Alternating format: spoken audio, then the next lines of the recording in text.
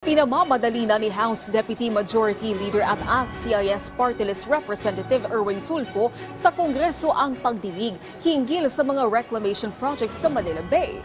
Ito ay kasunod ng pahayag ng Bureau of Immigration na kamakailan na may naaresto silang 9 na Chinese nationals sa Pasay City na hinihinalang iligal na nagtatrabaho sa mga barkong nakadaong sa Manila Bay. Matatandaang naghain si Tulfo ng isang resolusyon sa Kamara noong nagkaraang taon pa para imbestigahan ang Manila Bay Reclamation dahil sa banta nito sa pambansang seguridad.